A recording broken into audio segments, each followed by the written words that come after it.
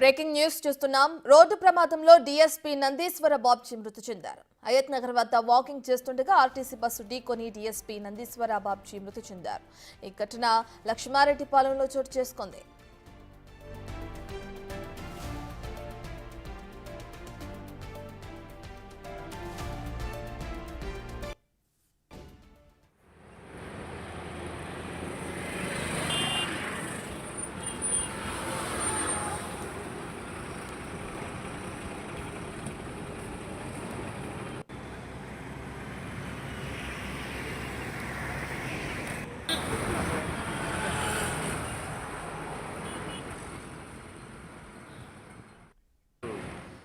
Road ప్రమాదంలో ASP Nandeeswara Babji మృతి చెందారు. హయత్ నగర్ వద్ద వాకింగ్ చేస్తుండగా ఆర్టీసీ బస్సు ఢీకొని ఏఎస్పీ నందీశ్వర బాబ్జీ మృతి చెందడం జరిగింది.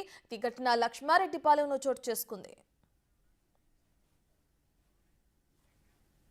పూర్తి డీటెయిల్స్ అందించడానికి మా ప్రతినిధి సురేష్ అందుబాటులో ఉన్నారు. రైట్ సురేష్, మనం చూస్తే ఈ మధ్య కాలంలో రోడ్డు ప్రమాదాలు ఎక్కువగా జరుగుతున్నాయి. అందులో భాగంగా చాలా మంది మృతి చెందిన ఘటనలు మనం చూసాం.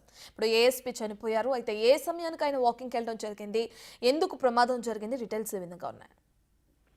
తెల్లవారుజామున 4:30 గంటలకి ఇంట్లో నుంచి బయలుదేరిన నందీశ్వర్ ఆయన మైత్రి కుటీరం నుంచి లోపల ఉన్నటువంటి కాలనీలో నుంచి విజయవాడ హైవే దాటడానికి ప్రయత్నించడంతో ఒకసారిగా ఏపీ నుండి వస్తున్న నూజివీడుకు చెందిన ఆర్టీసీ బస్సు ఢీకొట్టడంతో ఆయన అక్కడికక్కడే మృతి చెందడం జరిగింది. వెంటనే పోలీసులు స్పాట్ కి చేరుకొని నందీశ్వర్ కి సంబంధించిన మృతదేహాన్ని ఉస్మానియా హాస్పిటల్ కి పోస్ట్ మార్టం నిమిత్తం తరలించడం జరిగింది. అయితే అక్కడ డివైడర్ దాటడం అంటే మధ్యలో ఫెన్సింగ్ ఉంది, అయినప్పటికీ కూడా డివైడర్ దాటుతుండగా ఒక్కసారిగా బస్సు ఢీకొట్టడంతో ఈ ప్రమాదం జరిగిందని చెప్పేసి కూడా పోలీసులు చెప్తున్నారు. అయితే గత కొద్ది రోజుల నుంచి విజయవాడ జాతీయ రహదారిపై రోడ్డు పనులు జరుగుతున్నాయి. అందులో భాగంగా రోడ్డు మొత్తం దాటకుండా ఫెన్సింగ్ వేసిన రోడ్డు సంబంధించిన అధికారులు అక్కడ ఫుట్పాత్ ని ఏర్పాటు చేయకపోవడం వల్లే అందరూ కూడా రోడ్డు దాటే ప్రయత్నం చేస్తున్నారు. ఆ క్రమంలో రోడ్డు ప్రమాదాలు ఎక్కువగా ఈ రోడ్డుపై జరుగుతున్నాయని చెప్పేసి కూడా అక్కడే ఉన్న కాలనీ వాసులు ఆవేదన వ్యక్తం చేస్తున్నారు. ఇప్పటికైనా అక్కడ ఒక ఫుట్పాత్ ని ఏర్పాటు చేసి రోడ్డు దాటేందుకు ఏర్పాట్లు చేయాలని చెప్పేసి చెప్తున్నారు. గతంలో అనేక సార్లు చెప్పినప్పటికీ కూడా ఎవరు పట్టించుకోవట్లేదు. ఇప్పుడు రోడ్డు దాదాపు 6 లైన్ రోడ్డు కావడం, సర్వీస్ రోడ్ నుంచి మళ్ళీ అటువైపు దాటాలంటే చాలా ఇబ్బందికరంగా మారింది.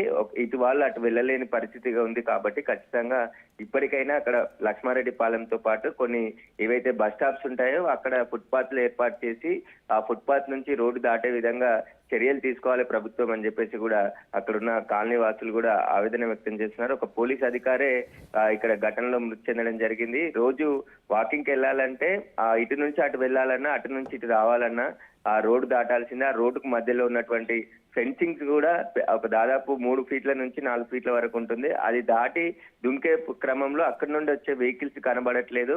ఒక్కసారిగా ఈ ప్రమాదాలు చోటు చేసుకున్నాయి. ఈ ప్రమాదమే కాదు, అనేక సార్లు ఇదే చోట చాలా ప్రమాదాలు జరిగాయి, చాలా మంది మృతి చెందారు. అయినా కూడా అధికారులు ఎవరు కూడా ఇక్కడ చర్యలు తీసుకోవట్లేదు అని చెప్పేసి కూడా వాళ్ళు ఆగ్రహం వ్యక్తం చేస్తున్నారు. ఇప్పటికైనా ఫుట్పాత్ బ్రిడ్జీలు ఖచ్చితంగా ఏర్పాటు చేయాలి. ఇప్పటికే విజయవాడ జాతీయ రహదారి 6 లైన్ అయిపోయింది.